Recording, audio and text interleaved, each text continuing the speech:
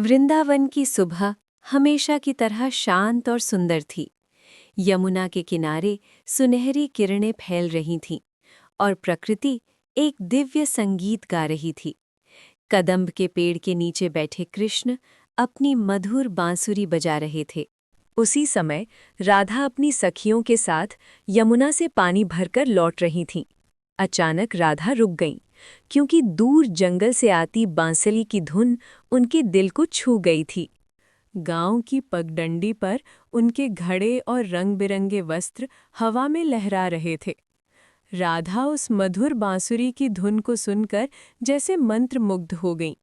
वो धीरे धीरे उस दिव्य स्वर का पीछा करते हुए वृंदावन के शांत जंगल की ओर बढ़ती चली गईं। वृंदावन की गोपियां भी उस धुन को सुनकर जंगल की ओर देखने लगीं। कृष्ण मुस्कुराते हुए बांसुरी बजा रहे थे। चारों ओर तितलियां उड़ रही थीं। राधा धीरे धीरे फूलों के खेत से गुजरते हुए उस धुन का पीछा करने लगी। हवा में उड़ती पंखुड़ियां मानो उन्हें रास्ता दिखा रही थीं। राधा के चेहरे पर हल्की मुस्कान थी, क्योंकि वो जानती थी कि ये धुन किसकी है। जंगल के अंदर पहुंचकर राधा ने देखा कदम्ब के पेड़ के नीचे कृष्ण बांसुरी बजा रहे थे। कृष्ण ने बांसुरी बजाते बजाते राधा की ओर देखा। उनकी आंखों में गहरी मुस्कान थी। राधा मुस्कुराकर बोली, कृष्ण, क्या ये बांसुरी सिर्फ मुझे बुलाने के लिए बजाते हो? कृष्ण हल्के से हंस पड़े। उनकी हंसी में मासूमियत और प्रेम दोनों झलक रहे थे। फिर दोनों यमुना के किनारे साथ साथ चलने लगे। चारों ओर शांति और प्रेम का वातावरण था। कृष्ण ने फिर से बांसुरी बजानी शुरू की और राधा उस मधुर धुन में खो गई। मोर भी उस संगीत पर नृत्य करने लगे, मानो पूरी प्रकृति कृष्ण की धुन पर झूम रही हो। दूर खड़ी गोपियां मुस्कुराते हुए ये दृश्य देख रही थीं, क्योंकि वे राधा कृष्ण के प्रेम को समझती थीं। सूरज धीरे धीरे ढलने लगा। संध्या के रंगों में राधा और कृष्ण शांत होकर बातें कर रहे थे। अचानक कृष्ण का चेहरा गंभीर हो गया, जैसे उनके मन में कोई गहरी बात छिपी हो। राधा ने उनकी आंखों में चिंता देख ली। उनका दिल अचानक बेचैन हो उठा। कृष्ण ने धीरे से कहा, राधे, एक दिन मुझे वृंदावन छोड़कर जाना होगा। ये सुनकर राधा की आंखों में आंसू आ गए। उनका दिल जैसे टूट गया हो। कृष्ण ने राधा का हाथ पकड़कर उन्हें शांत किया और प्रेम से उनकी ओर देखा। रात हो चुकी थी। यमुना के किनारे चांदनी में दोनों खामोश खड़े थे। कृष्ण ने फिर से बांसुरी बजाई और उस धुन में मानो पूरी रात डूब गई। राधा ने आंखें बंद कर ली। वो उस संगीत को अपने दिल में महसूस कर रही थीं। कुछ दिनों बाद वृंदावन में उत्सव मनाया जा रहा था। चारों ओर दीपक और फूलों की सजावट थी। चांदनी रात में कृष्ण ने गोपियों के साथ रास लीला शुरू की। पूरा वृंदावन आनंद में झूम उठा।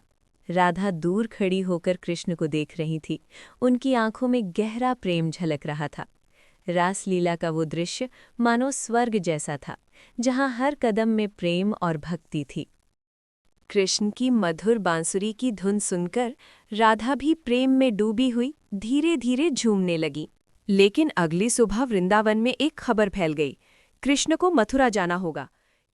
ये खबर सुनकर राधा कुछ क्षणों के लिए बिल्कुल शांत हो गईं। उनकी आंखें दूर कहीं खो सी गईं, जैसे शब्द ही उनके पास ना हो। चेहरे पर गहरी उदासी छा गई और दिल में एक अनकहा दर्द उठने लगा। माता यशोदा और नंद बाबा ने कृष्ण को अपने पास बुलाया और प्रेम से उन्हें आशीर्वाद दिया। माता यशोदा ने स्नेह से कृष्ण के सिर पर हाथ रखा और नंद बाबा ने गर्व और चिंता से भरी नज़र से अपने लाडले को देखा। लेकिन उस पल उनकी आंखों में भी आंसू छलक आए, क्योंकि उन्हें पता था कि उनका कृष्ण अब वृंदावन से दूर जाने वाला है। राधा दूर खड़ी सब देख रही थी। उनका दिल भारी हो चुका था। कृष्ण ने अपने हाथ में बांसुरी पकड़ी और एक बार वृंदावन की ओर देखा। कुछ पल के लिए वे शांत खड़े रहे, जैसे उस क्षण को अपने हृदय में सहीज लेना चाहते हों। फिर उन्होंने एक बार मुड़कर पूरे वृंदावन की ओर देखा। वही गलियां, वही पेड़, वही यमुना का किनारा। गांव के लोग आंसुओं भरी आंखों से कृष्ण को विदा कर रहे थे। किसी के हाथ जुड़े हुए थे तो कोई कृष्ण की एक झलक पाने के लिए आगे बढ़ रहा था। चारों ओर सिसकियों और भावुक आवाज़ों का माहौल था। हर कोई जानता था कि उनका प्रिय कृष्ण अब वृंदावन छोड़कर जा रहा। रथ पर खड़े कृष्ण ने जाते जाते एक बार फिर पीछे मुड़कर देखा। उनकी नज़र सीधे राधा पर जा ठहरी, जो दूर खड़ी उन्हें अपलक देख रही थीं। दोनों की आंखें मिली और उस एक क्षण में जैसे समय थम सा गया। बिना कुछ कहे ही उनके दिलों ने हजारों बातें कह दी। प्रेम, विरह, यादें और एक ऐसा बंधन जो कभी टूट नहीं सकता। रथ धीरे धीरे वृंदावन से दूर जाने लगा।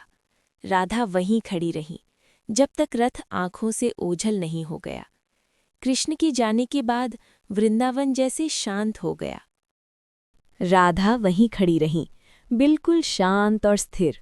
उनकी आंखें उसी दिशा में टिकी थीं जहां से कृष्ण का रथ धीरे धीरे दूर जा रहा था। समय जैसे थम सा गया था। राधा तब तक वहीं खड़ी रहीं जब तक कृष्ण का रथ उनकी आंखों से पूरी तरह ओझल नहीं हो गया। राधा यमुना किनारे बैठकर कृष्ण को याद करने लगीं। उन्होंने कृष्ण की बांसुरी को अपने हाथों में थाम लिया। हवा धीरे धीरे पेड़ों को हिला रही थी, जैसे कहीं दूर बांसुरी फिर बज रही हो।